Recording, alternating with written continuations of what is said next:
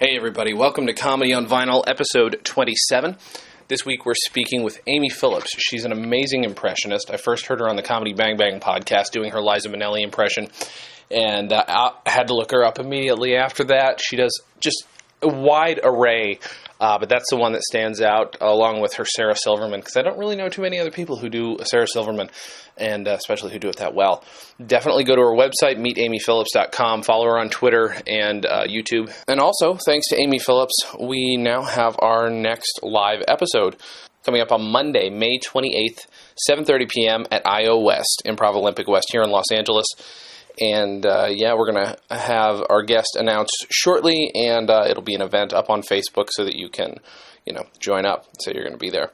We'll have our guest and the album lined up so that you know what album we're talking about or what artist we're talking about and with whom we are talking about it.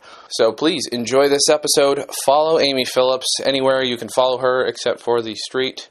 And same with us. Please, also on iTunes, do not forget to rate us highly if you like us, and please, leave comments. Those really help us in the ratings and help us actually track where we are, and they kind of, they bump people up on the charts, and, as with any other podcast, we need that too.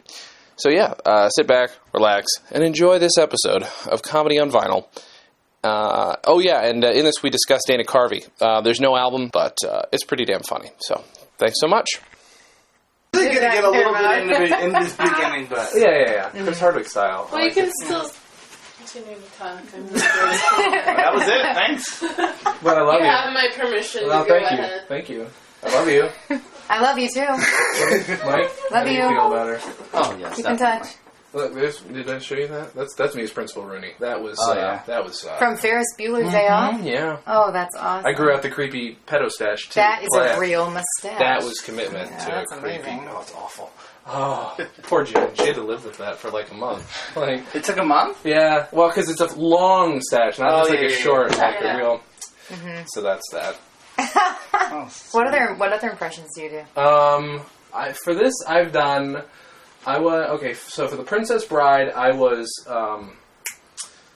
Wallace Shawn, and I just got to do Miracle Max, so I got to do Billy Crystal, and I was also, the Six-Fingered Man.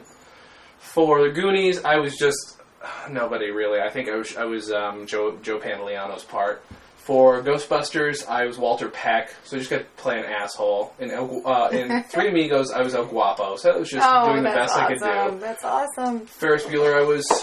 Let's intro this and get into it. Huh? Alright, that's fine. Mike is laying down the law. Let's intro, that way we can get this officially started. Alright, fine. You don't want Chris Hardwick to be interested? He gets interested in these podcasts, and he's I want you to get onto that on the other side. I don't understand. Oh, yeah, that's true. Okay, hey, guys, welcome to Comedy on Vinyl. Let me make sure it's recording this time. We had a problem with it last time. Okay. My name's Jason, as you all know, and with me is Mike. Yes. And with me, as not usual, is Amy Phillips. That's me. Hello. Hi. So this week we're not really talking about a comedy album because it's actually really hard to find comedy albums that anybody of our generation is familiar with that are impressionists. True. It's not something that they don't do that. Mm-hmm. Rich Little would release albums. Right. Or like I was talking about earlier, Von Meter, who is very famous for doing his Kennedy, released a lot of Kennedy albums. Mm-hmm. But I'm just not finding that now. But you are notable for your impressions, and I would say... I first heard you on the Comedy Bang Bang podcast doing your Liza Minnelli, and I was like, holy fuck, because Arthur is one of my favorite movies of all time, and so listening to you do that, I was like, and I've been waiting for us to do that as a drinking game, so I could do my Dudley Moore, and I was like, oh, fuck, and I was like, I have to get her on the show. So let me know if you do that drinking game. I always need a reason to do Liza. That was I think that probably was the first impression I ever did. Because of that movie. Oh, really? That's amazing. Oh, that's awesome. It may have been Pee Wee Herman. Pee Wee Herman might have been my first impression. I don't know which movie came first. You guys can probably Pee Wee was last. Was later, because Arthur was 82. Yeah. So, yeah. I knew it. Yeah. And, you guys are facts. That's awesome. Okay, so then Liza was my first impression. So how old were you when you did your first impression? I don't know. I have no... How old was I? I don't know. probably like 11 or Really? something. Jesus. But it was that movie, and I just remember laughing so hard at Liza Minnelli, and her voice was just so funny to me. Yeah. And how, so I would just do bits around the house, and then, my brother started laughing, I think. And I was just like, Arthur, get out of here. Now tell your story walking before I call the cops. Get out of here. But I can't handle it. It's so I love that movie so much, and so Liza's just fantastic. Well, and honestly, I think growing up, the only Liza impression I ever heard was what's his name, who hosted Steam Pipe Alley. What's his name? Do you know who that is? No. Oh, Steam Pipe Alley. Oh, it was a really local. It was a Jersey kids show that was broadcast to upstate New York. Also, what's his name? He's very famous. He was also on Sex and the City. Super flamingly gay gentleman. Oh. He does a Liza in his stand-up. Why is his name? I know who you're talking about. Mario Cantone. Mario Cantone. Yeah. Sorry. Yeah. Oh, okay. And he does his version of Eliza, which is horrible. I never heard it funny. until later. Yeah. It's not a good impression, but it's a concept piece. A lot of guys tend to do Liza. Yeah. I noticed this. And I've tried and I can't do it. You can't do it? No. There was an episode recently of the Food Network with... oh my God. You saw it? Oh, I wanted to talk about ever. That's what inspired me about doing... Well, finish your story. No, I was just going to say, it was the... What's Rocco's Paula? dinner party? No, Paula Dean. Okay, then we're talking... All right, that's a different one. All right, Okay. so Paula Dean had Liza come to her house and they cooked together. And I was like, serious? this is a sketch. I'm like, this isn't real. Like, I it was a half-hour episode. It was amazing.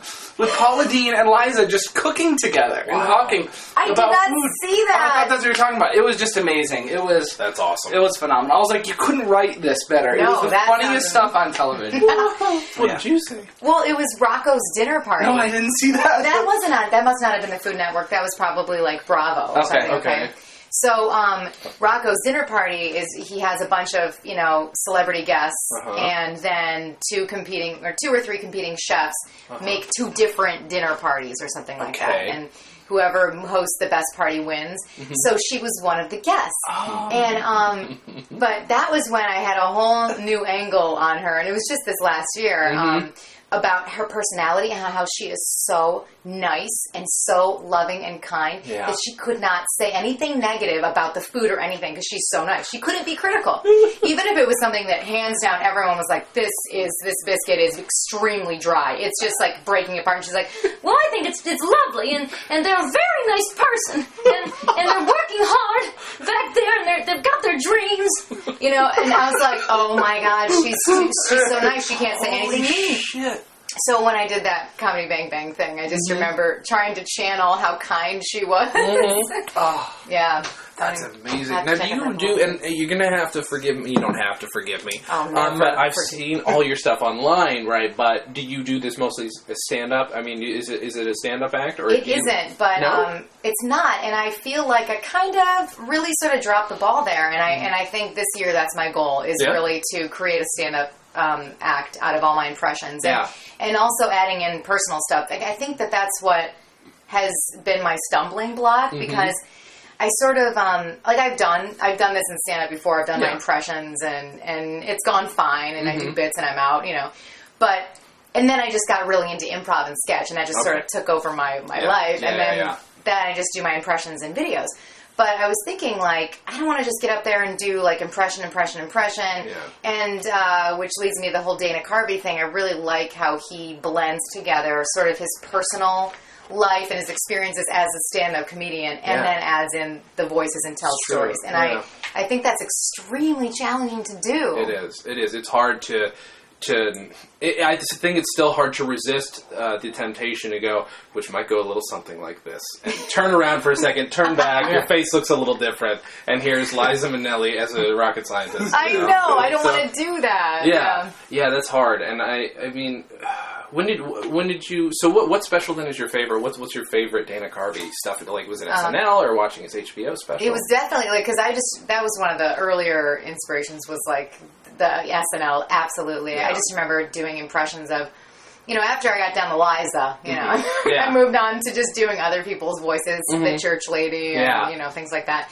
But so that whole cast, I didn't really watch SNL when I was a young kid. I think it was like middle school when I really started to get into comedy, and then later in high school and stuff like that. So it was definitely like the Phil Hartman, Dana Carvey era, and I loved all their characters and all their impressions, and I was like, wow. So, and I just used to, mimic my teachers, and, we'd have talent shows, and I would do impressions of the teachers, and they'd be like, oh my God, and I was like, oh wow, I must really sound like, I didn't know, just having fun, but I guess that just turned into something a little more. Yeah, right. What, for you, what's the draw of doing an impression? I know, at least for me, like, again, I'm not a great impressionist, but I like doing it. Yeah. I still have a horrible concept of what my actual voice sounds like. I have no concept, even though I record myself a lot. Oh, that's funny. That's interesting. Sucks. Like, I can only, I know when some voices sound right. But for you, like, what is the draw to, like, want to sound like somebody else? Yeah. Honestly, it's usually by accident, or it's just because I love them so much, and it's just by doing a joke. Yeah. I have taken time to learn some for certain purposes, like when I've had auditions for sketch shows or something like that, and I need to get some more on my roster. Yeah. I'll be like, oh my God, I gotta think of some new ones, And I have tried to think of some deliberately, but usually I just kind of back into them. Earlier, like long time ago, I actually started I lived in the Detroit area. And I got on this radio show, and I did a lot of impressions for them. But I remember, like, just stumbling on Fran Drescher just because of one particular day my sinuses were really, bothering me. And I was like, And I was like, oh, that's Fran Drescher. And I used to always watch The Nanny. And so it was just kind of, like, in there, and then it just came out one day. And then, like, Joan Rivers was just, one day I just was like, oh my God, you look absolutely fabulous. I was like, wow, that's weird. Why did that just happen? But so some of them they just are there, and then others I had to work on. Ellen DeGeneres, I worked really hard on. I could not get her down, and I wanted to because I was on this radio show at that time, and I wanted to get some new impressions. And she was kind of like, she just written her book, and this is right when she came out, and she was in that phase where she was just before she had her comeback kind of thing. Yeah. So she had her book on tape, and it was like when there were tapes. Yeah. So I just remember listening to her book and trying to get her voice down and like trying to mimic, and I was like, there's no way I'm going to get this. I don't even know, like, what is that? What is she doing? And then it was just one day I was like talking, and then it was when I said the word chair, and with the R at the end, I was like, chair. I was like, oh my God, that's it. She always is like, oh, weird. It's with the R's. So it's there. So that's weird. How's everybody doing? Want to dance? I was like, oh my God. So some I really had to work on, and others were just kind of randomly there, just as a joke. Yeah. Making fun of them. Well, that's definitely a pleasurable sensation.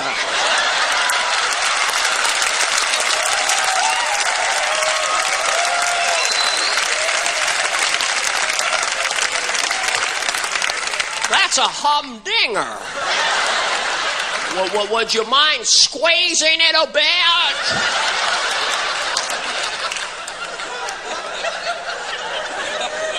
Yeah, don't be afraid of it. It can be your friend. Yeah, say hello. Well, hello to you, too. Yeah, just wave at it now. Just say, hi, Mr. Penis, how are you? That's good. Do you have any gum? I don't know where this is going, but we'll just keep doing it. Would you mind saluting it? Because that's exactly what I picked out, too. And I was Really? listening, too, because we were just watching one of the compilations. I don't know which YouTube is actually your official. If you want to let us know, what's your official YouTube? Oh, it's Meet Amy Phillips. Meet Amy Phillips. Okay. MEET. Okay. Not as in food. That's Food delightful. Don't go to that very, one. very different. That was when I needed some extra cash. Don't go to that channel. You'll have to sign in. But and then when I went to acting school in New York for a little while, and when I was there, it was a great experience. But I ended up just like doing impressions of all my teachers, and because it was just such a big hit with people. It was just so fun to go back and just. And then I remember I got called out one day. My speech teacher, who they teach you standard American English. Have you guys learned that? Not class-wise, no, but I know But you know what it is, like phonetics thing. Okay. Sure. So I'm from Michigan, and so it's kind of like, I'm sure you can hear, like in my voice, it's kind of like that, my mom and dad. And, I mean, I still talk like that, but it's way better than it used to be. Right. So it was like, the first day of class, you record yourself, and the last day of class, you record yourself. The first day, I was like, I like pap, and it's school. And the last day, I was like, hello, my name is Amy Phillips, I'm an actress. But the teacher was, very... She spoke like, how Grace Kelly did. And so she would always talk like this to everybody. And so I would, make fun of her. And then she came in the class one day and she was like, I understand that someone in the class has an impression of me. So they're going to do it right now, Amy Phillips. So I was like, oh, shit. And which went over fine because it wasn't mean. Right. I don't know. One of the things that I like, when I do an impression, if I ever do a video of it, I like to find an angle that's not really overtly mean. Right. Especially, with a lot of the people that I do, I actually like them and find them pretty fascinating. There are a few that I'm like, that's just fun to do and make fun of, but I try not to be totally super mean, don't you? Yeah. I mean, the ones that I get to do, I get sort of forced into doing them because they're in the movie. The problem is, here's for me. And again, I'm not. I feel like I'm actually trying to compare myself to your level because in no way. No one is at my level. Mike said that to me before. Yeah. Just so you know where I'm that is true. Right. Oh my god. No, but it's just having to. We do a show in front of a bunch of drunk people. Those people are the most judgmental people in the world because it's called a drinking game. Everybody drinks. Yeah. We drink, they drink. So A, I have to keep up the impression while I'm trashed, and B, I have to not disappoint these kids, like ruin their dreams of their childhood. What it's built up to. It has to sound exactly like what they're expecting. But when you get it right, it's pretty. But I mean, do you find like? Can you do El Guapo? My El Guapo is just like as best a Mexican accent I can do. And let's have. I'll do Sofia Vergara talking about El Guapo. Sofia Vergara is my newer one. Okay, this is going to be horrible. Maybe I should put this on the actual sombrero on. But let me think. Oh my God! Look, everybody! Mike is El Guapo. What are you doing in my house? I'm going to call El Bundy and telling you to stroke in. What do you want from me? I'm Sofia Vergara. What do you want? I'm a horrible improviser, so I'm going to say, would you say I have a plethora of piñatas? That's all it is. It's okay. It's okay. Confidence. Come on. I love it. Yeah, but I can't do any impressions at all for anything. That was amazing. That was just a Mexican accent. That was a shitty Mexican accent. It was awesome, and that was it. I love that. You know what movie. a plethora is? Because I would hate to think that someone would tell me that they know what a plethora is. It's plethora. You have to get that in there. You know what I'm saying? That is excellent. But that's what's fun for me is playing with those voices. Yeah. I did. We just did Die Hard, and I was Hans Gruber. And I got a cheer after my first line, so your confidence is unfortunately. Which guy is that? The bad guy. He's the bad guy. He was Alan Rickman's character. He's German. Okay, he's German. He's German, and all I said was "Ladies and gentlemen," and everybody just went fucking nuts for some reason. We had squirt guns, so I got to kill people with squirt guns. Oh, nice! That was a lot of fun. That's great. Shit! What was my next question? I had one. It was about Dana Carvey.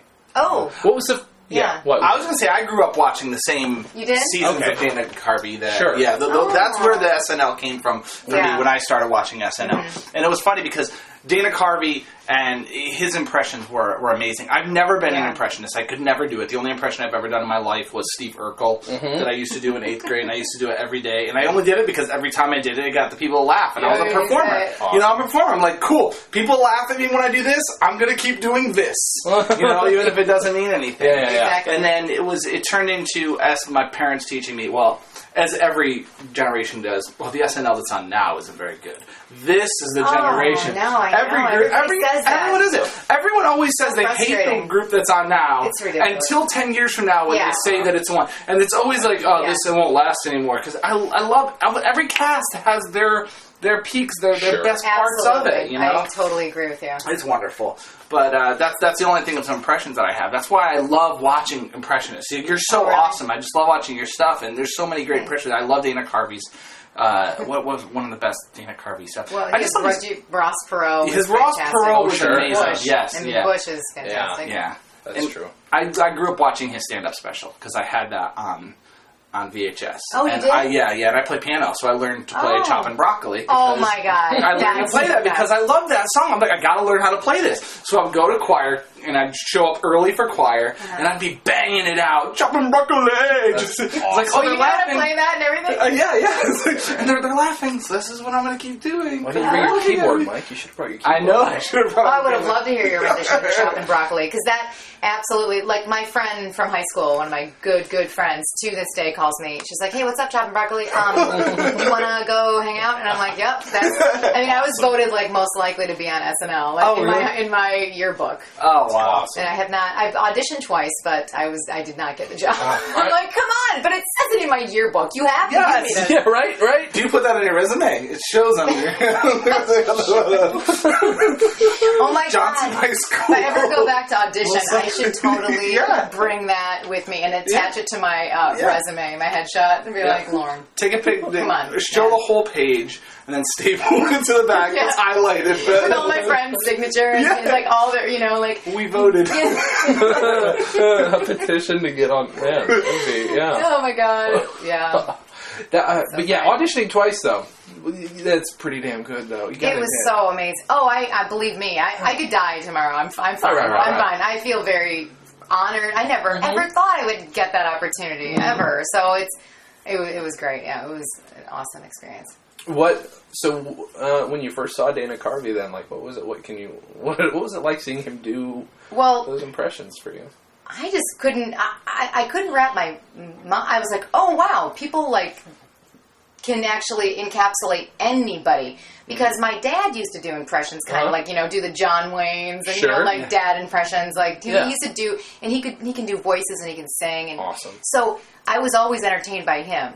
So as I began to get older and see that people did this as a profession, in that type of format, in a sketch format, that was kind of interesting to see people do multiple voices. Even Dana Carvey's Woody Allen impression. Yeah. Jimmy Stewart. Oh, God. Oh, it's Jimmy Stewart. I mean, so good. and I love how physical he gets with them, and he always finds something really, with George Bush, it was pretty obvious, not gonna do it. Yeah.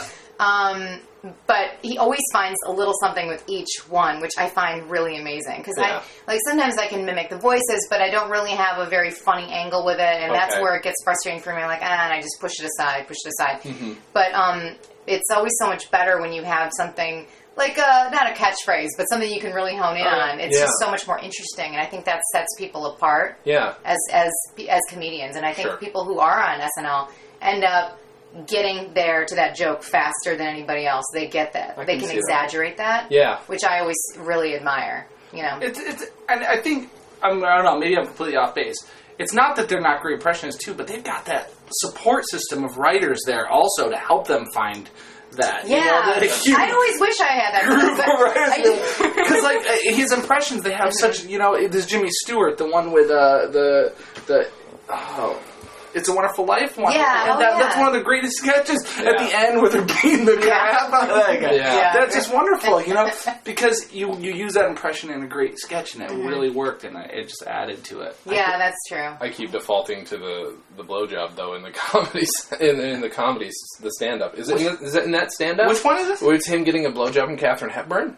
Oh my gosh! Oh my gosh! Have you not heard I don't know. Maybe it's not in that special. I don't remember that. Okay, then it's a different special that I saw. Yeah, he's doing his Katharine Hepburn, and he's... Wait, it's Jimmy Stewart? Jimmy Stewart gets yes, a blowjob. Yeah, it's like, oh, God, whoa. And then she's... Yeah, that's it.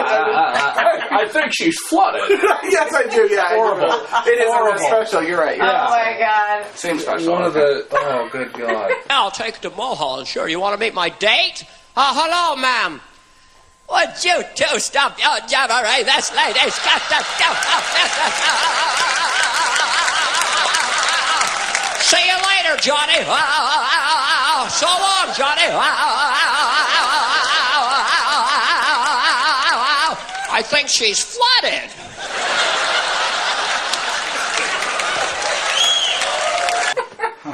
Oh, but that's hilarious. But does it? Yeah, it must have done something for you as somebody who. I mean, you said you saw someone could do it as a profession. Did you start looking into more? No, I didn't. Yeah, You think fine. I would? I mean, I guess I was kind of like, I don't know. I didn't really think too much of it. I wanted to be a ballet dancer, and I was always dancing and active in sports. And then it wasn't until high school that I started to get into drama, and then like into the little comedy groups and stuff like that. It wasn't until like almost my senior year when I started doing that. So I was kind of a late bloomer, and then I did go to acting school, but then I came back and I got my degree. So I was not pursuing it. I did not like start right out of high school or out of college pursuing it. Like I really took a very long time to start to get serious about. Like it wasn't until I was 30 when I started like taking improv. I'm like, oh my gosh. Where did you take improv?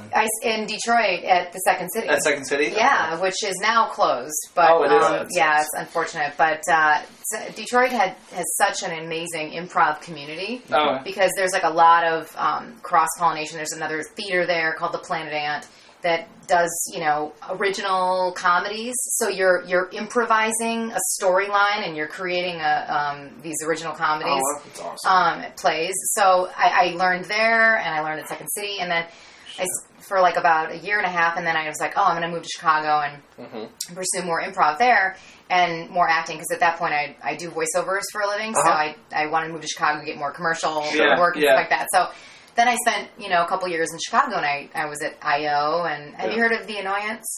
Yes. Yeah. I lived in Chicago for a couple of years. So you did? That sounds familiar, yeah. Okay, yeah. Mick Napier's theater. Okay, yeah. Mm-hmm. So, and there. So you went to I.O.? Yeah. Okay. Yeah, and I spent most all my time at I.O. Okay. I.O. and Annoyance is pretty much where I. What year, do you mind me asking what years that was? When I was in Chicago, it was 2007 to 2009. Okay, so it's probably later than my friend Scott worked there. I don't think he works there anymore. Okay. Because then I moved here in 2009. Okay.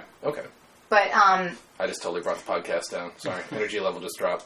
Oh my god, I can't believe you brought up the years. Oh my god, what did you do? Impressions. It's so funny. Like I always like to. It's fun to me which of my friends what impressions they like. Yeah. It's always so telling because some people are like It's fun to do impressions with my mom because she likes ones that no one else will ever appreciate. You know what I mean? Because we watch so many old movies together, and she'll just be like. That's how I started doing Audrey Hepburn. But I can't remember the movie where she's blind. Shit. What movie is that? I'm a huge Audrey fan. You are? Yes. My whole apartment is decorated with Audrey stuff. Every time I went to his apartment, I thought it was his girlfriend's stuff. Yeah, everyone thought it was.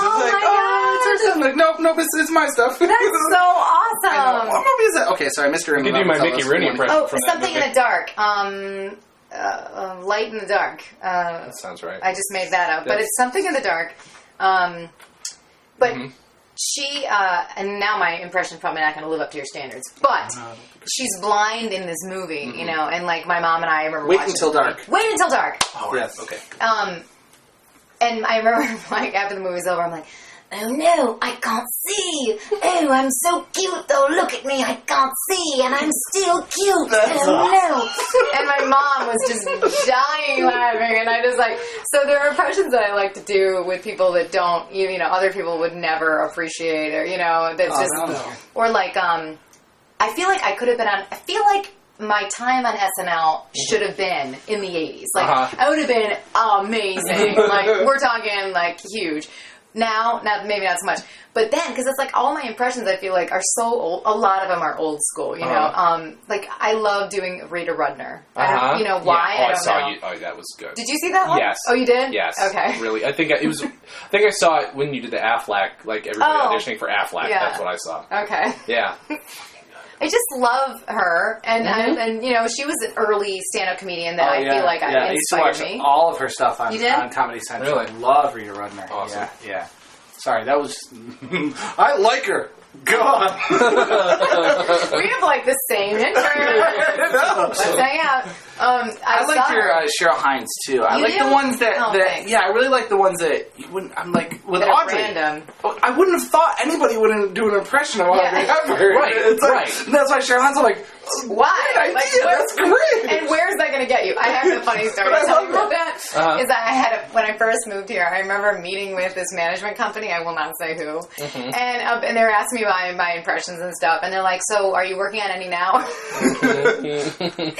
But I wasn't really working on Cheryl Hines. It just sort of came to me one day because I love Curb Your Enthusiasm. Yeah. And I was like, well, I got this Cheryl Hines impression, that I just is kind of new. It's like, Larry, you know what? Larry, I mean. And they're like, oh, and that's going to get you. They were such assholes. Wow. I was like, okay, and I will show myself out. But, that is a perfect example of one that I love to do because I just like to say, Larry! And, there's this guy at the same voiceover agency that I go to every day, and whenever I see him, his name is Larry, and he's got to just want to punch me in the gut. Every time I'm like, Larry, you know what? That's great. But I don't, run around Hollywood doing my impressions everywhere. I just don't want you guys to get the wrong idea. Or your wonderful listeners, I do not run around like Robin Williams on every street corner doing impressions, I swear to God. But, yeah. So, but yeah, that's Cheryl. I love Cheryl Hines. Yeah. Me too. I love Curb Your Enthusiasm. That's to be fair, you've got a Sarah Silverman, and that's pretty contemporary. That's true. Have you met her? And then I have not met her. And I don't know if she knows that I do that one. Bob Odenkirk knows I do that one because he's seen it. And he knows her. And a lot of people do like that one. That's good. My more current ones would probably be like Sarah Silverman, Jennifer Aniston. Yeah. I have a Gwyneth Paltrow. Yeah. Sofia Vergara. Who are some of my new ones now? I can't even. Can you pull them out quickly? I'm not familiar with many impressionists. Sorry, but can you pull them out, or do you have to? Are there some that you have to go? Okay, hold on. When I'm still working on them, yeah, it takes me a second, and then it's just like, oh, that was horrible. But yeah, I think now with all the ones that I do, pretty much, I think I can hopefully get there. Some might be, I don't know. That's a good question. I would hope that I could get there pretty easily. Well, most of these are coming pretty easily to you. Do you?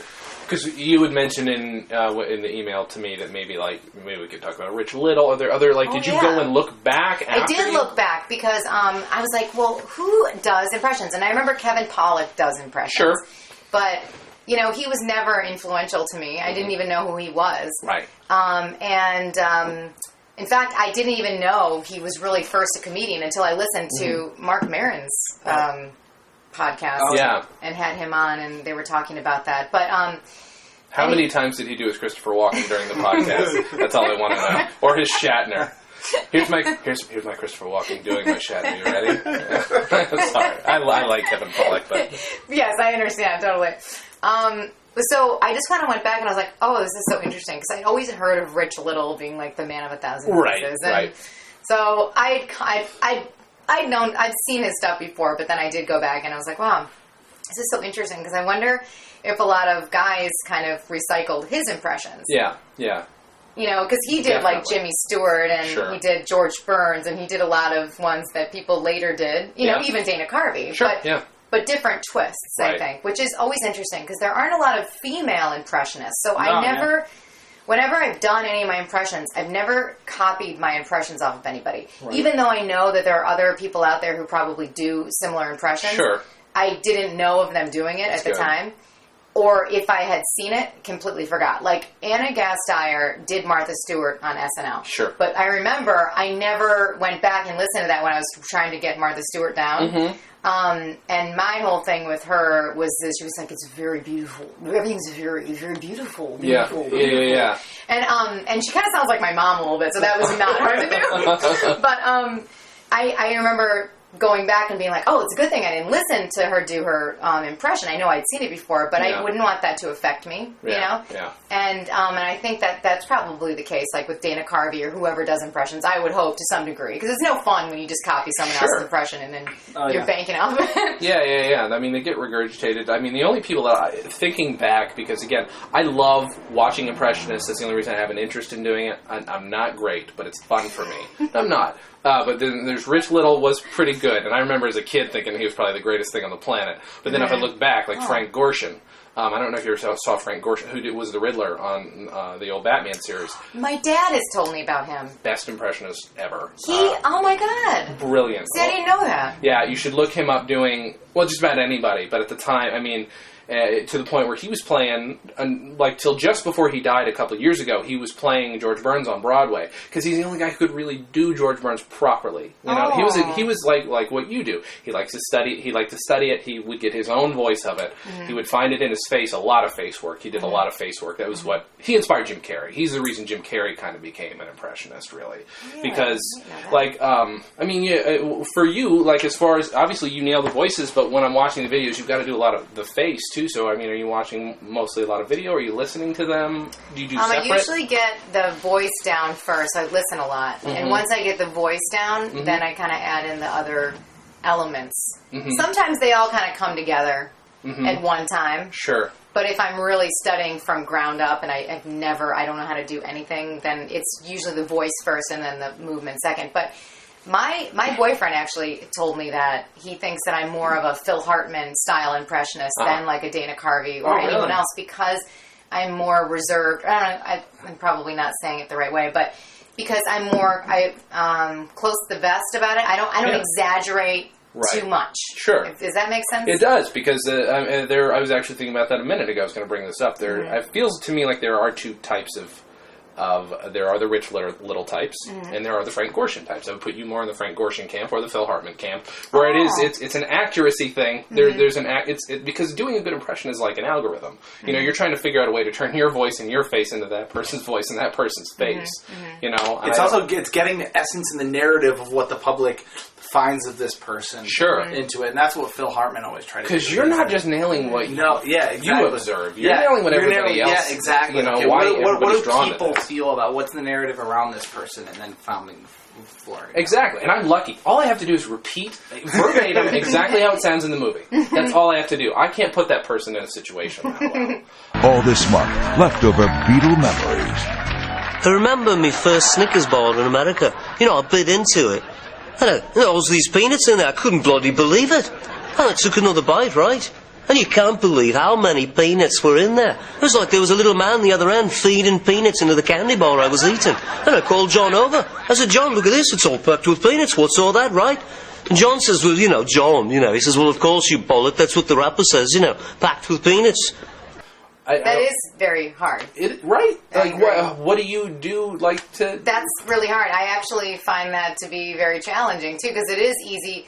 Not easy, but it's easy to just sort of repeat, a line, and it's funny to exaggerate an already existing line. Yeah. That's where it's already funny, so that's funny. But then when you want to make it an original, comedy sketch, that's difficult, putting them in a situation and then making that funny.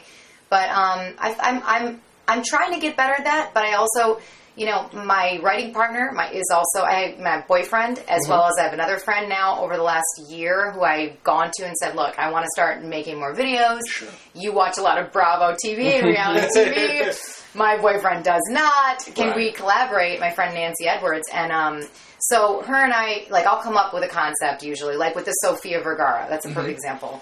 I came up with, I want it to be like a failed commercial, and I want to put her at doing ASPCA. That was my idea. So then I'll go to her, and then she'll come up with basic dialogue and stuff like that. And then my boyfriend Brett will direct it, and then he'll try to up the ante. He's like, well, let's put rolling graphics over you while you're dancing, So it's kind of like recently, I feel like I've had the opportunity to be more collaborative with the impressions.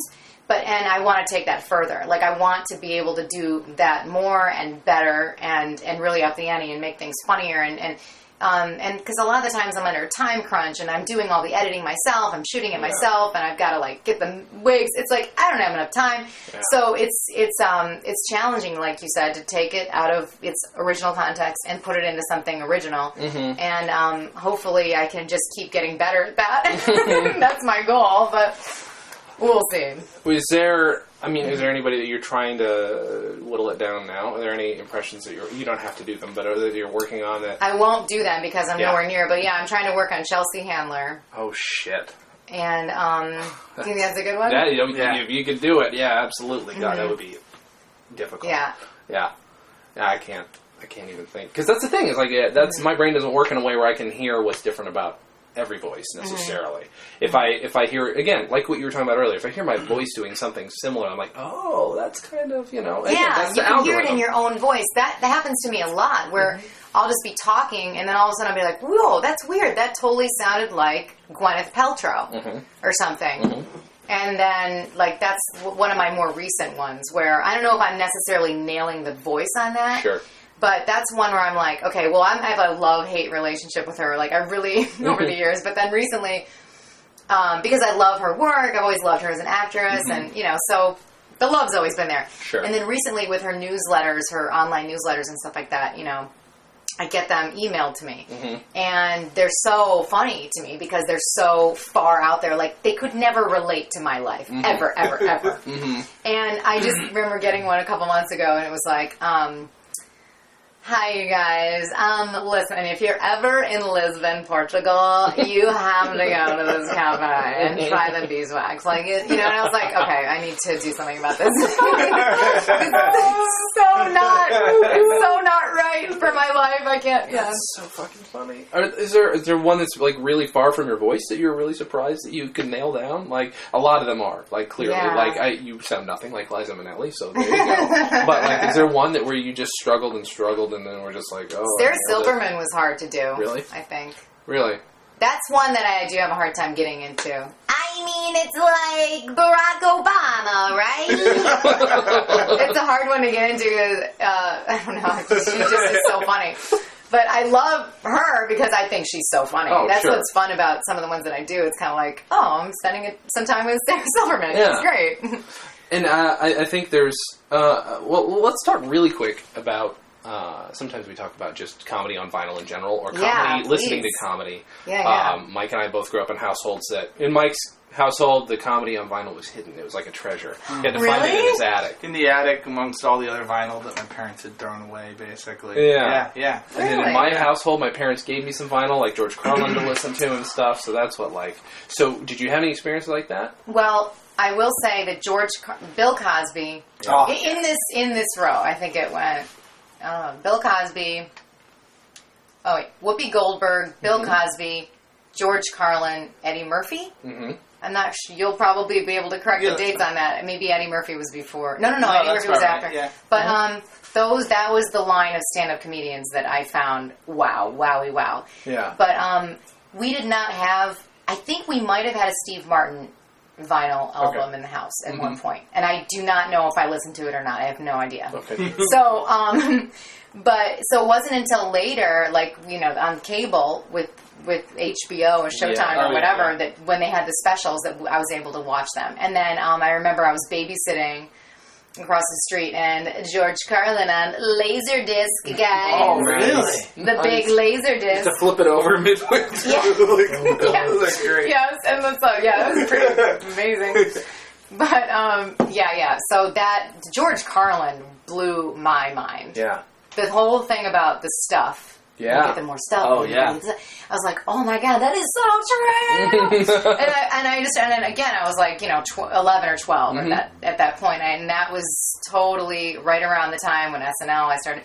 Yeah. But the stand-up stuff, amazing. And Bill Cosby was one of the first, that I ever remember listening to, and my and watching that with my family. I think we all had an appreciation for that. That's awesome. Yeah. I remember watching the first ever Carlin special. My brother called me. My brothers were 10 years older than me, so they would call me into the room. Mike, it's on. I come into the room, and it's on HBO, but scrambled, so you could hear it. I'm like, this is nuts. Why do you need it? You don't need that video. I've been listening to Cosby records for 10 years. I don't need to watch that. So then the next time it was on, I put my tape player in front of the TV and press record. Yeah. Really? Yeah, and I got about... was it? I'm not sure. Can't remember. Was it pre-Angry Carlin? Yes, I only like the nice Carlin. Me too. I think the stuffed one is one of the last. It was early. That is. Yeah. It was one of the last before he just fucking tied the hair back and said, what, fuck this. Screw everybody.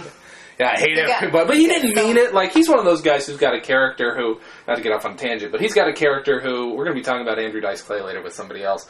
He's got a character who I don't hate. Like Andrew Dice Clay's character I hate. I can't listen to Angry Carlin, but I get the character. I feel like he was developing with like all the against all his hippy dippy people who were turning into money grubbing assholes. Probably, I sensed a real true anger deep inside of him that he was working out and needed to talk about. I was like, just do it. Yeah, right. But it was hard to swallow because as an audience member, I think it was a little too much and.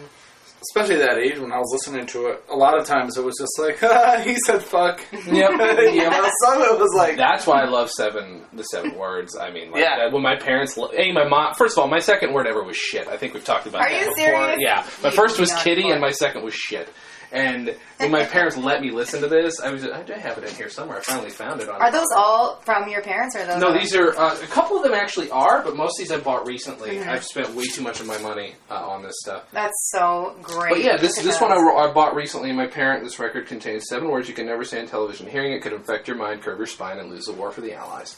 I like that. That's good. I love the ones that you get some of these that came from like college radio stations or something. They'll have stickers across the front of the vinyl that say, not suitable for airplay. Do not play. If you play this, you will lose your license. Really? I saw something like that on a Randy Newman album, actually. Oh, really? Randy Newman? It actually had 2 slightly different stickers, slightly different wording that you shouldn't play them on air, etc., etc., etc. Before the parental advisory stickers. But I mean, this is something that, and again, I try not to harp on it because I sound like an old man every time, but there's an experience with sitting down with an album, either by yourself or with a friend or a bunch of friends, where I made a lot of friends over comedy. Did you make any friends like through comedy, at least as a kid, or maybe when you got, That's a good question.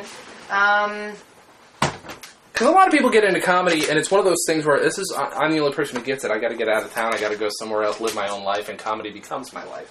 For me, I made my best friend through comedy, so that's why I'm always curious. Not until later, I have to say. I mean, in high school, I do remember bonding with certain people over, like Eddie Murphy, Raw, and we would all go in my parents' basement and watch that. Mm-hmm.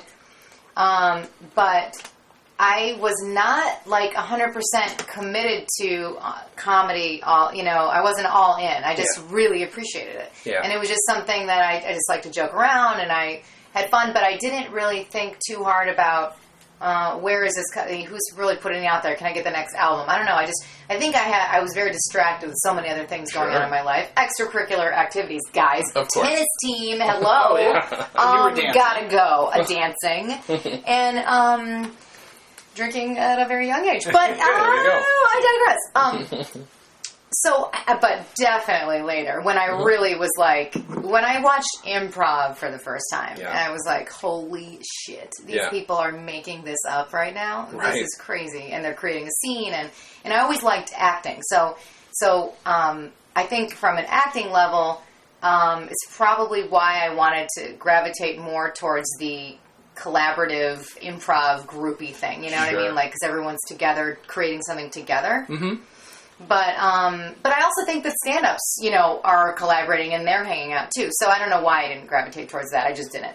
Right. But later on in life, definitely. That's all my friends right now are all comedy people. Every single one of them are the closest friends to me are pretty much all comedy people. Yeah. For sure. And they're all probably mostly nerds about it, right? Absolutely. Oh my God, yeah. And then it's like, I mean, my boyfriend, case in point, I mean, he's like got, the Mr. Show book and the SNL books, and he can tell you, he can tell you trivia about early SNL, early this, early that, and movies and films and things like that.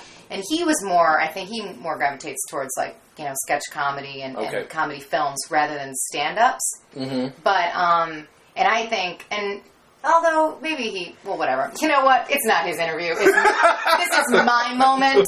This is my time. I'll drink this. Anyway, so, but yeah, everyone He'll be here next week for his rebuttal interview. You won't take this from me. Never again. Oh, God. So, comedy's fun. No. Yeah, well, if you'd listened to me, it would have raised taxes. Yeah, and then I would have had one term. Yeah, that's so funny. I almost forgot to laugh. Very witty, very clever. I thought it was pretty good. Yeah, you thought, didn't you? Sometimes you think too much, don't you? Keep her simple. Don't get cocky. I'm not cocky. Yeah, you seem a little cocky. You do. On a cock of the walk. That's not why we're here. Okay. Yeah? We'll take it up later. And we'll take it. Well, we will take it up later. Out Don't in look the away. back alley. Don't look We'll out take it there. out a little later Don't in the look back. over there. What are you doing? Where are you going? Right here. There's a naked lady in that painting over there. That's what all I'm right. looking at. Don't look away. Look here. Okay. Keep her slow. Slump her down. Keep her basic. But here, we're not here for this. We're here for this man here. Now, you got to listen to these fellas, Borat. It's Barack. You are? Good. Well, listen to us. Now, listen, you got to do the right thing. You understand? Yeah, Babcock. You know my name. I do. Yeah. Listen, President... Because he didn't doesn't mean that you don't. That was a cheap shot. Sorry. That was cheap. Yeah. Listen, you understand these financial regulations are important to prevent bubbles. Absolutely. We got a lot of bubbles, and they grow. They get bigger. 1,000 points of bubbles coming at you, All over. growing all over the place. All of a sudden, pop. You know what? The rich guys get all the money. I don't know if I had a point, but I usually don't. As someone who does voiceover and stuff, were you ever a singer, vocalist? Did you ever sing? Not professionally, no. I mean, I have in shows, Yeah. but nothing like major. No. I never really went down that road. Cool. But That was it. That was just the question. Mike, Sorry. you're would you like me to horrible. sing something for you? Yes.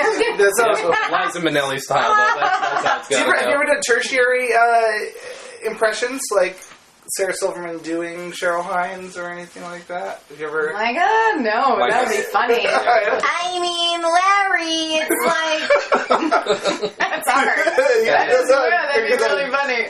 Yeah, I don't know, but that's funny because I was watching some old Dana Carvey SNL stuff when he did Carcinio. Yeah, it was like Johnny Carson being right. like Arsenio, and I was like, that's amazing. That's Yeah. pretty funny. But he didn't have to change his voice too much. It was just more what he said. Yeah. With the He made it more of like, it was more of like Johnny Carson with a little bit of Arsenio with Arsenio's audience. Yeah, right. Arsenio's audience did most of the work. I will steal one story from Kevin Pollak where he claims he was on an airplane and Ed McMahon was also on the airplane. Ed McMahon was sleeping as the plane landed and he walked up and in his ear said, "Ed, we're on." And then he woke up and freaked him out. No This is after way. Johnny Carson was dead, by the way. Oh, God. So, yeah. That's Oh, my God. Huh. A Muppet. I got that for Christmas. That's awesome. It is the I best can't thing on believe the I didn't even notice him until just now. He's amazing. I'm an eye contact person. I only see Sure. people, That's because you're, not things. yeah, you're an empathetic human being. I've been in this room a million times. I still look around at all the. There's There is a lot a lot of shit to in this look at. house. There's way too much shit in here. I have puppets. Yeah? Yeah, I've done an improvised puppet show before. There's a show Really? out of Chicago that is called Felt. Really? Yeah, and it's an improvised puppet show. They do it at IO West. Oh, they do? Awesome. And so one of the guys who started it, Caesar, he moved here last year. He was he moved here temporarily, and then he wanted to do Felt. So me and a couple other people That's did awesome. it here, and then he left, and now we're like, well, what are we going to do with these puppets? Yeah, right? But Are you we still want to be doing the show? it. No, we're not, because it's kind of like, it's his name and his show, so we Okay. can't really do it without him. Right. So I don't know. We're going to figure something out. But we've done a couple videos with the puppets. That's awesome. No, that's good, because that's another thing, because I keep talking about Chris Hardwick, because, I just can't help it. But, he's doing a show with Neil Patrick Harris and puppets on his channel. Neil Patrick Harris, I can't remember what it's called, but it's Neil Patrick Harris and puppets. So that's awesome. Wow, I didn't know. Oh, that's yeah, amazing. well, because his whole Nerdist channel is going to have, just all this, insane shit. He announced, 30 different shows. Really? Yeah, including Kids in the Hall, doing new sketches. No kidding. Yeah. Wow. And then I'm assuming it's new sketches, not old stuff. I'm assuming they're getting together and doing new stuff. And then, but yeah, Neil Patrick Harris and puppets. I've been wanting to do Interesting, right? something They with just got puppets. together and just redid old sketches. Yeah, that's actually right now, all these years, Yeah. they're not replaying the old sketches. They're just shooting the ones. So we didn't get these ones right. We rewrote them. We're going to retool them. Yeah. But I've been wanting to do something with puppets. Maybe not necessarily. I love this puppet, but something I build myself or something. Because I wrote a sketch pilot with puppets in it. You did? Yeah, but it was not that good. And now somebody's actually doing a film version, the film that sounds exactly like what I want to do. That sounds a million times better. So it's fine. A noir puppet movie. Yeah, that's what I want. I want That's two of my favorite genres. Right. Oh Yeah, my it God. sounds amazing. 'Cause So puppetry is a genre, Well, yeah, of course. Yeah, I know whatever, you know what I mean. Let's see. Let's go back to Dana Carvey because we haven't really talked about him much. Oh, yeah. But about that special, Yeah. let's talk about the special a little more because since we don't have an album to discuss, we can talk about that HBO special, when you first saw it and what it was, what it meant to you as a person. Well, let me just tell you. I actually really like how he intertwines, like I said, his personal stories with his impressions, because I find that incredibly hard to do. And voices and characters and stuff. It's like it's amazing. And music. Like he has guitar and his piano and everything. Yeah. Sorry, to interrupt you. Yeah. He did so much. It was like a variety show to stand up. Yeah, you're right. Like, and how he can go so quickly from one to the other is amazing. I find that, I'm like, well, that would be the ultimate challenge, I think. For sure. You know, when he does all the different presidents talking, and that is just incredible. Yeah. The concepts he comes up with, too, to put these impressions, like the celebrities, in these different boxes. Like this, what is it called? The Oracle? The President's Oracle or something like that. Do you know what I'm talking about? Was that from that was from the later one, The Squatting Monkeys Don't Lie. Oh, okay. That was from the later one. I haven't seen that one. But that's an example of, like, it's just like Reagan coming back and talking to, you know, Bush and Perot and Gore and Clinton, like 5 or 6 presidents, or not presidents, 5 or 6 political figures. Yeah. He's talking to them and he's flipping back and forth. And I'm just like, how in the world, you know, it's just such a great concept. Are there other, and I try not to concentrate too much on this, but were there other women, well, you said not many women impressionists, but I mean, are there only the ones on SNL. Yeah, right. You know, but I used to love Jan Hooks and Nora Dunn. Amazing. Yeah, Nora Dunn. And I used to love, do you remember when Nora Dunn did Pat Stevens?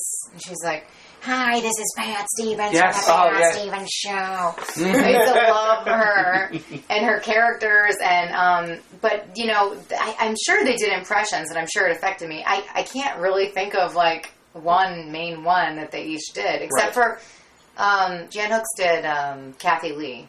Yeah, right. That was really funny. That's true. I've forgotten about that. Oh my god, because I guess they've had to do an impression of Kathy Lee for the last 20 years. They've had to just keep doing it. Somebody else do her. Yeah, with when Dana Carvey was doing Regis, which was hilarious. His Regis fill-in is incredible. Which is a lot like Johnny Carson, actually.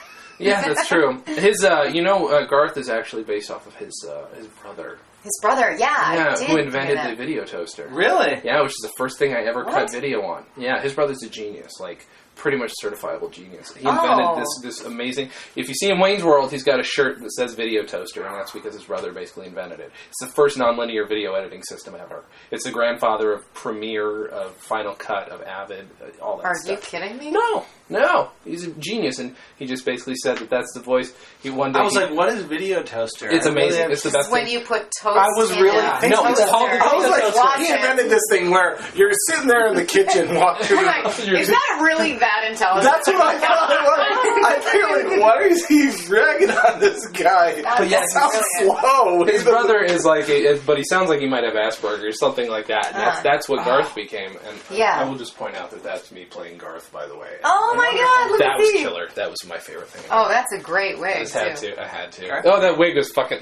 Oh god.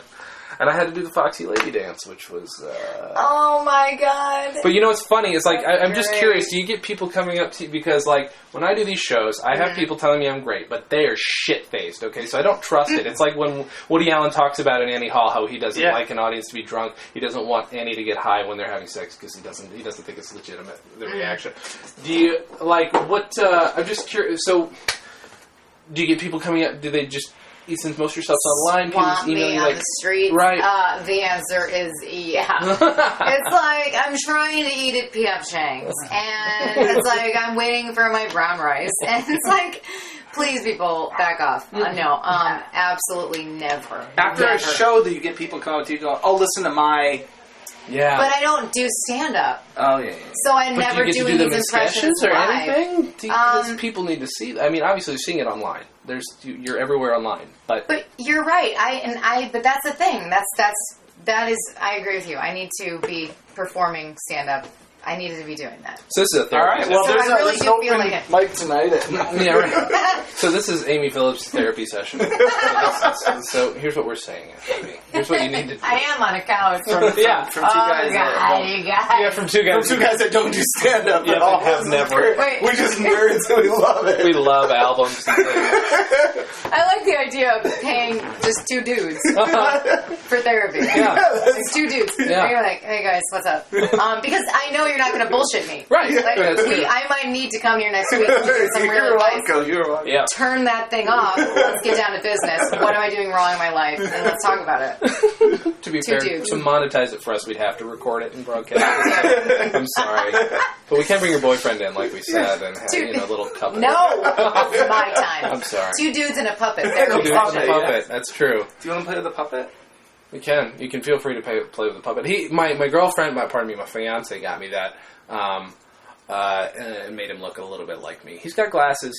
He's balding a little bit. It's and, amazing. Yeah, it's pretty good. I'm very high. I posted the video. I cried when I got that thing. I cried like a little baby because, I wanted a Muppet my whole life, and that's an official Muppet. It's from the Henson, it's a Henson licensed thing, so it's awesome. Yeah, I can't believe that you got it. That's They sell them at incredible. Toys R Us. No, they don't. Yes, they do. No, they They're don't. customizable. Ask my. You're lying to me. Don't mess with me. I'll tell you, one of the What? greatest sketches ever was the sketch. Every time I hear Muppet, I think of the state sketch where they eat Muppet. Yeah. It's just a wonderful sketch. He's like, this is great meat. It's blue. And he's like, is this rabbit? Nope, it's not rabbit. It's Muppet. How do you get Muppet? You hunt Muppet. And they go to the window and they say, can somebody show me how to tie my shoes? This little Muppet pops up. I'll show you how to. And they choke it and kill him. That's right. They eat Muppet. It's just, I love the Muppets, but whenever I hear it, the sketch immediately pops into my head. Yeah. That is so funny. I was like, I wonder what a Muppet would taste like. Delicious. That one would taste like sherbet. Yeah. That's very For true. sure. That's very true. Don't you think? Yeah. Yeah, I think so. Do Yes. you guys do stand-up? No. Okay. Mm-mm. No, I just semi-do impressions. So can I count on you if I ever do stand-up that you can show up at one of my shows and then give me copious notes after? Absolutely. I will take them. All right, that's fine. We'll do that. I have done stand-up before. The second time I ever did stand-up, I won a contest. I won really? $100.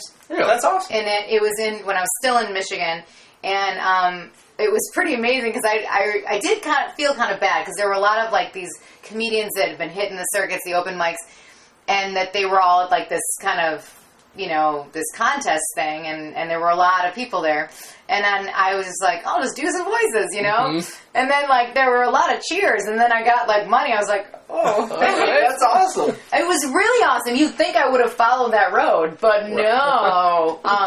No, I feel guilty sometimes that we don't do stand-up and we do this show. I mean, it's a nerdy thing. It's like hosting a video game podcast and not we don't play games. Yeah, but I'm talking about shit that's about old. the games that you play. It's true, but I mean, to be fair, I would do a video game podcast, and I only watch Dan play video games. If it was only Atari stuff. I never even played Atari. Yeah. But I mean, it just occurred to me, has it occurred to you that maybe you could just go around and do stand-up as Sarah Silverman, and then, just do it that way. Just go in the Midwest, go back home a little bit, be like, hey, she's just dropping in. That is so I just funny. want to drop in for a minute. And they're like, oh yeah, absolutely, bump this asshole. That would be great. That would be amazing. I just want to drop in for a minute. Shoot a documentary about that. That would be awesome. That would be. That's actually really funny. That's funny. So, I like.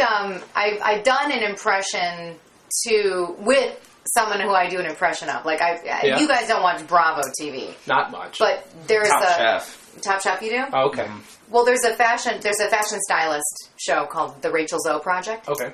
Rachel Zoe is this character, and no, she's a real person. I mean, her character. She's a Muppet. She styles celebrities, but she has her own reality show. But I started doing impressions of her, videos of her, and they eventually got back to her. Nice. And then she contacted me and wanted to do a video with me. So there's a video of us doing I'm the Zoinator, like the Terminator, like her clone. Nice. And it was funny because when I met her, she was like a character. She really was like that, and she was what a great sense of humor. Because on the show, she's very, she's into fashion and high fashion, and you'd think very unrelatable to you. Sure. But when I met her, she's like, "Oh my god, you are so fucking funny." Oh my god. And then I was like, "Oh my god, I can't believe this." And then her reality show taped us taping our video. Oh, wow. So it was actually on the reality show. That's great. Awesome. So it was really fun. But it got me inspired. I'm like, I want to do, how are we doing on time? Because I got 70 more stories. That's fine. Go right ahead. Okay. And we're good. No, we're good. We're fine. No, this one actually is coming to an end. But I want to do more videos with the celebrities that I impersonate. Of course. I just don't know how to make that happen. I was going to ask if you'd met, how many of them you'd met who knew that you did. Yeah, that was English. I got That was it. I very speak good. that language. I met Holly You Hunter. meet them ever? I meet them. They meet me. We meet together. Puppets. Sorry about that. But I did a voiceover. I had a voiceover job, and I was playing like the son, like the prepubescent son of Holly Hunter and John Goodman. This is a random campaign that only aired in Britain. All right. That's why you do believe me, right? now. Yeah. Keep going. Keep going. Does not sound believable. But You can't find it anywhere. It's not obvious. it's not like us. Don't worry about it. Don't Google it. It's from Canada. It's You called wouldn't know. Slabbity. But it's called Sky Plus TV, and like we're these monsters. And so anyway, Holly Hunter is one of the impressions that I do. Yeah. But I met her, and I could not tell her that I did it. That's why, like, I just would not do that. I can't do it, especially like in a work environment. I'm not going to be like, hey, Holly, I do this. It's great impression of you. Right. So I'm like, no, I'm not doing that. But it was so funny to be with her because all I kept thinking was laughing in my head. She was like talking to me. She's like, yeah, in Louisiana, the shrimp are just so big. I mean, the shrimp, you would not believe the size of the shrimp. And I'm like, oh my God, she's talking about shrimp. I can't handle this. But so I met her, but she did not know I did an impression of her. Yeah. And I met Rita Rudner when I saw her show in Vegas because yeah. we got I went with my parents and we got the package where we could go meet them. And I was like, oh, you're one of my heroes, and she's like, I'm sorry, and I'm like, you're so great. She's like, okay. So she had no idea, Oh my God. But I don't even know if that time I was doing impressions. Oh, I don't think I ever did a video of her by the time I met her. So I would have never said anything anyway. Yeah. And then Rachel Zoe, she obviously knew, and that's it. I think. Yeah. I feel like Sarah Silverman's likely to happen, right? You think so? Yeah. You know what I do? Facebook. Not that you can Facebook Sarah Silverman, but that's how I get everybody on this fucking show. That's a Like, good idea. how do you get all these people on your show? I'm like, I fucking emailed them. It's easy. It was easy to get. Like, I got Matt Besser on the show that way. I got everybody on. Oh yeah, that was great. No, he's like one of my pretty heroes. laid back. Yes, he is. He's one of my heroes. I did all the He UCB is so classes great. and stuff. That's where I did improv. And it's like I'm sitting in his house 30 minutes late, waiting for Jason to go. Oh God, he's out there washing dishes. And I'm going, one of my heroes. I'm sitting on his couch. That's and I'm talking to him. awesome. This is really awkward. Did you go through his drawers? Yeah. Good. Yeah. What was in there? I went into the bathroom and I was like, What's in here? Yeah. prescriptions. That's all I'm saying. That's all you'll say. Yeah, that's good. That's a note to end the thing on, I think. Here's what I'll ask Amy. Then we usually ask people at the end to sort of summarize, even though we didn't get to talk about Dana Carvey a lot, why you think people should listen to Dana Carvey or watch Dana Carvey. I mean, because we hope people who are listening to this have never heard of such and such before, maybe. So maybe we're exposing them to such and such or such a person for the first time. So why would you say to check out Dana Carvey? He is one of the best impressionists, one of the best comedians that I've ever seen in my life. Yeah. And he's kind-hearted in his humor, mostly at times, and he just goes for it, you know what I mean? And his stuff is always changing. He doesn't just rely on his old impressions. Like, when you see him on talk shows, even to this day, he has new stuff. I just remember seeing him recently, I think it was on Letterman, and he was describing how you get a Charlie Sheen impression, and you combine Jimmy Stewart and Jack Nicholson, and they meet in the middle, and I was like dying. Yeah, I can see that. You know what I mean? Yeah. So fucking God, that's good. I know. He's always relevant. He's always coming up with new stuff, and he's the best. Yeah. Yeah. Is that succinct enough? I think that's pretty succinct. Well, thank you so much for being on the podcast. Thank you. Thank you, Mike. Thank you. Thank for you, being Mike. here. Thank you so much. Thank God, you. Mike, Thank you. Thank you. Thank you, Mike. Amy, thank Wow, you. Thank you. Thank This you. is so. Thank you. This is we're coming to This is where it's at. we're having a realization Thank right you. now. You're It's welcome. nice. We're having a moment. All right, everybody. Thanks for listening, and have a good thing.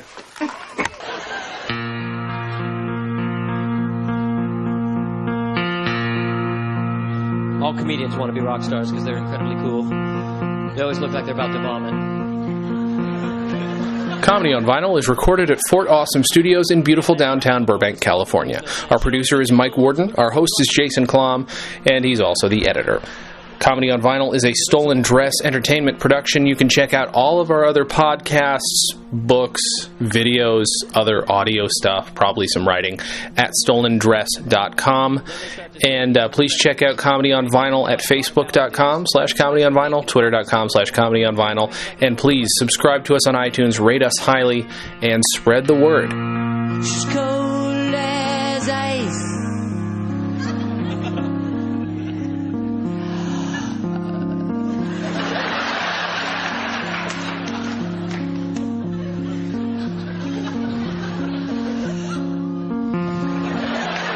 Paradise and the feeling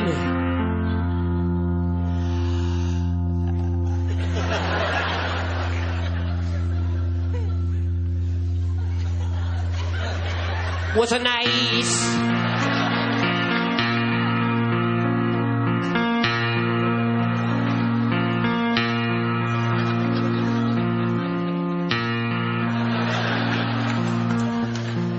There's a lady I know.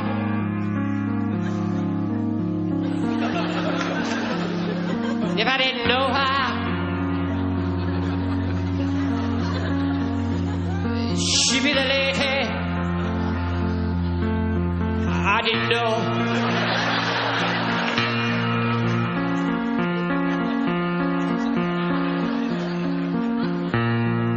My lady, she went downtown. She bought some broccoli.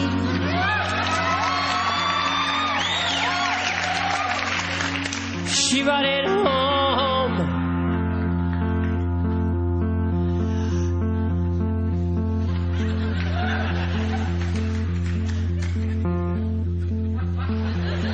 She's chopping broccoli. Chopping broccoli. Chopping broccoli. Choppa bagala, choppa bagala, choppa bagala, she choppa bagala, she choppa bagala,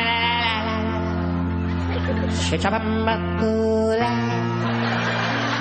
choppin', she choppin', she choppin', she choppin', she choppin', bagala. She chopping